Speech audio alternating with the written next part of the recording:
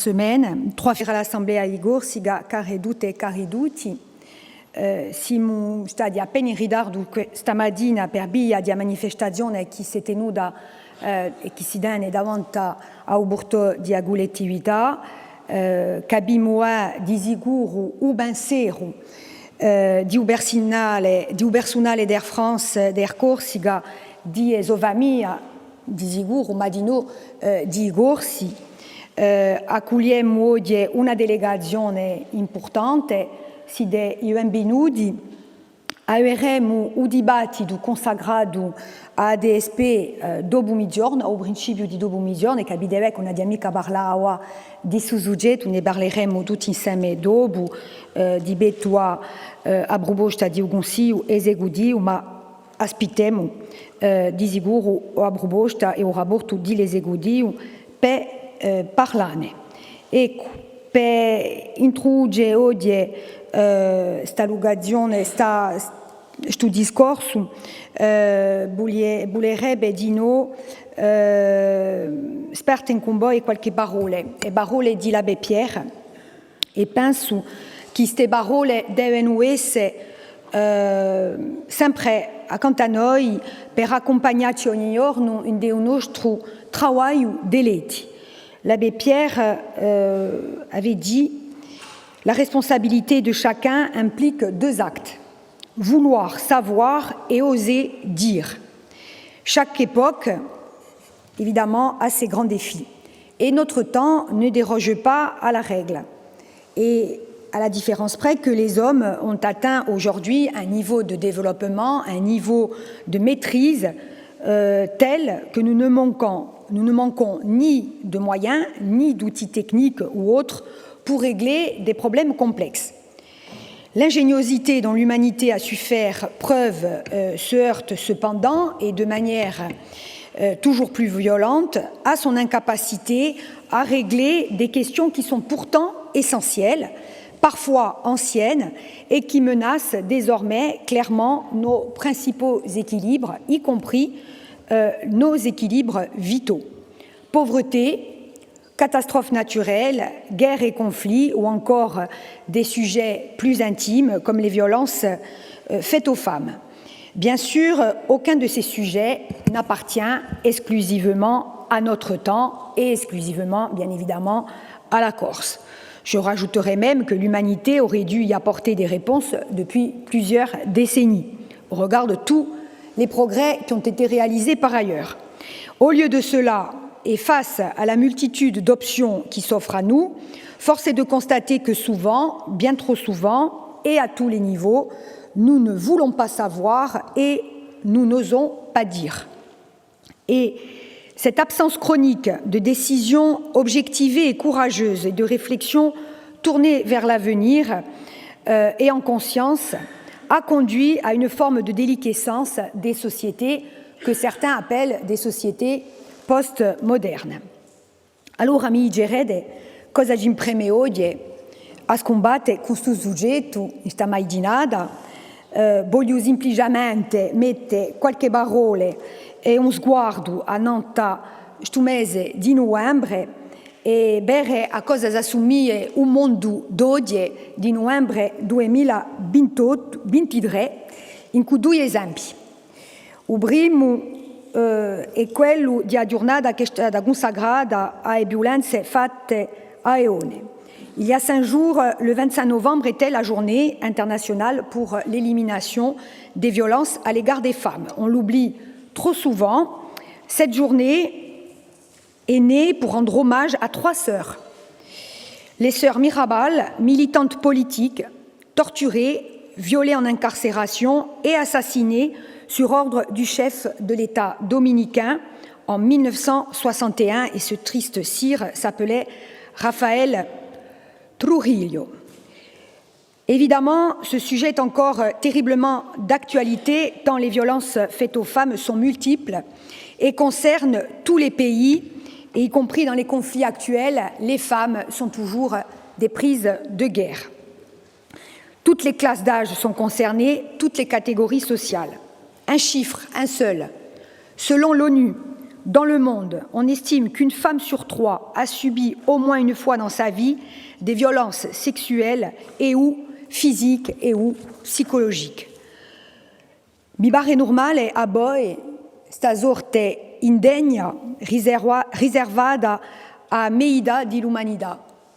Nous sommes, mesdames, la moitié de l'humanité et pourtant on tolère encore collectivement le sort qui nous est réservé. Il est temps de vouloir savoir et d'oser, comme le disait l'abbé Pierre, d'oser dire que le monde que nous voulons ne laisse aucune place à cette violence. Alors que l'Italie vit depuis 2 semaines des manifestations de grande ampleur à la suite du 106e féminicide perpétré depuis le mois de janvier. En Corse, des femmes aussi souffrent d'emprise psychologique, d'abus physiques, de violences sexistes et sexuelles. Et nous voulons savoir. Nous voulons comprendre les dynamiques sociales, interpersonnelles et culturelles qui ne permettent pas aux femmes d'obtenir l'aide dont elles ont besoin, qui ne leur permettent pas, des fois, tellement elles sont sous emprise, de pouvoir appeler à l'aide. Nous voulons savoir, pour mettre en place des mesures efficientes et adaptées aux enjeux et à ces difficultés. Et je suis très reconnaissante à la conseillère exécutive Lauda Guidicelli, car il y a 2 ans, elle a permis la mise en place de l'Observatoire des violences faites aux femmes. Il y a 2 ans d'ailleurs, exactement. Par ailleurs, des associations, des citoyennes et des citoyens s'organisent aussi sur le terrain et j'ai pu voir fleurir ici ou là sur nos bâtiments des portraits du projet Cuidino qui disent la violence qui existe aussi en Corse envers les femmes. Deuxième exemple de ce mois de novembre difficile. Au début du mois, notre île, comme d'autres territoires en France et en Europe, a été violemment touchée lors du passage de 2 tempêtes. Pour la seconde fois en moins de 3 ans, la Corse était frappée par ce qui est présenté aujourd'hui comme un épisode météorologique dévastateur. De nombreuses infrastructures et lieux emblématiques ont subi des dégâts immenses, notamment la route de la Restoniga, bien sûr, et la capitainerie d'Ubortu. Nous devons apprendre de ces désastres et nous ne pouvons plus nous contenter de reconstruire à l'identique. Sur ce sujet en particulier, sur lequel je sais le Conseil exécutif et le Président particulièrement mobilisés, nous ne pouvons plus adopter une posture de réaction.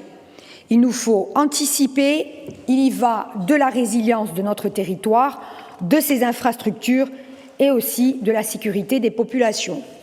Il est impératif pour cela de préparer nos politiques pour qu'elles-mêmes résistent à l'épreuve du temps et cela exige une compréhension profonde des défis à venir et une volonté de prendre des décisions qui, si elles ne peuvent porter leurs fruits immédiatement, seront bénéfiques sur le long terme.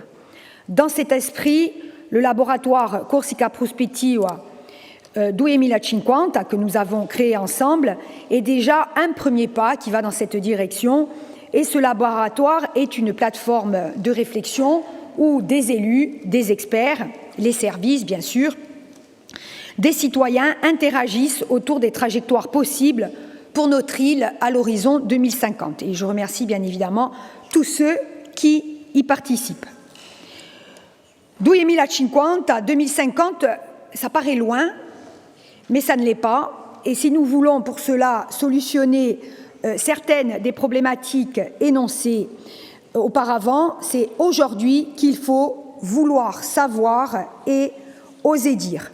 À ce propos, nous organiserons au mois de janvier prochain une conférence sur le thème du climat avec un regard global sur le changement climatique, mais aussi des prévisions pour la Corse en 2050 et un focus particulier sur nos villes et nos espaces ruraux. À cette occasion, nous aurons une première analyse des effets du changement climatique sur l'agriculture insulaire, effets qu'il vaut mieux anticiper, connaître d'abord et anticiper, comme nous le démontre la situation actuelle de la filière ovine, confrontée à une épidémie de fièvre catarrhale qui a été largement commentée tout à l'heure par une question orale et la réponse du président de l'ODARC. Pour autant, les stratégies prospectives, et j'en ai bien conscience, ne peuvent pas rester suspendues dans les airs. Elles doivent dialoguer entre elles, bien sûr, et inspirer les décisions prises aujourd'hui pour demain. Alors aujourd'hui, revenons justement au temps présent. Le 23 novembre dernier, nous avons reçu à la collectivité les membres du bureau de la commission des lois de l'Assemblée nationale. Nous avons pu échanger sereinement et de manière constructive avec une représentation transpartisane des députés pour leur exposer notre projet pour la Corse et le statut d'autonomie que nous souhaitons. Et nous aussi, nous l'avons fait de manière très transpartisane puisque tous les groupes étaient présents et ont pu s'exprimer. Alors, il s'agissait pour cette délégation en pleine immersion dans le contexte politique corse, aussi de savoir et de comprendre, savoir ce qui guidait le projet d'autonomie, savoir en quoi l'autonomie apporterait des solutions aux Corses, et cet intérêt de la part des députés, cette reconnaissance de nos attentes, traduisent aussi l'ouverture et la responsabilité des députés qui faisaient partie de la délégation. À nous maintenant de poursuivre ces échanges. Nous en reparlerons bien évidemment demain à l'occasion d'une séquence dédiée à ce sujet. Nous le ferons en responsabilité, bien évidemment, et il faut que nous osions dire et nous osions défendre une vision éclairée et ambitieuse pour notre île et pour nos enfants. Alors que ce mois de novembre se termine, aujourd'hui, les grands défis restent entiers, et notamment celui de la pauvreté. Permettez-moi alors, pour conclure, ce clin d'œil à notre ami le docteur François Pernin, en reprenant ces mots lors du colloque « Une Corse moins pauvre demain ». Vous étiez nombreux à y être présents avec la conseillère Bianca Fazi, mais aussi des représentants des groupes. Il nous a dit « J'ai devant moi une armée qui s'ignore ». Il voulait illustrer en fait à quel point il y avait beaucoup de moyens d'actions qui étaient menées, pas que par la collectivité d'ailleurs, par beaucoup d'associations et beaucoup de gens engagés, mais il voulait souligner aussi le fait qu'il y avait une grande dispersion des efforts pour faire la guerre à la pauvreté, et cette guerre mérite une coordination très forte entre les uns et les autres. Donc nous avons le devoir de prendre des décisions éclairées, responsables et ambitieuses pour le bien-être des générations actuelles et futures. Sachons donc vouloir et osons dire, c'est notre responsabilité et c'est notre engagement envers l'avenir. A ringraziarvi.